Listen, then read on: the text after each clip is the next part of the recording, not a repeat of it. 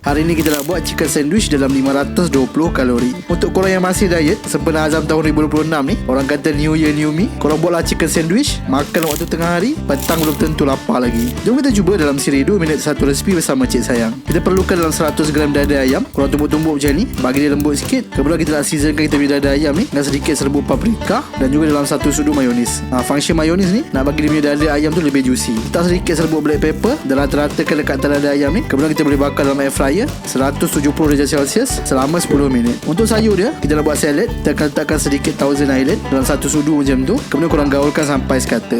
Bila dada ayam dah masak, kita nak bakar roti pula. Saya pakai roti Perancis, sapukan dengan sedikit butter ataupun olive oil. Kita bakarkan dia sekejap 180 darjah Celsius selama 3 minit. Nak bagi dia garing-garing crunchy macam tu. Dah siap bakar roti, korang boleh susunkan salad. Kalau suka taburkan sikit parmesan cheese, letakkan ayam yang telah kita slice dan letakkan satu lagi roti kat atas dia. Dah siap lah korang punya chicken sandwich. Senang je. Selamat berjumpa. Jom follow kami untuk lebih banyak resipi menarik.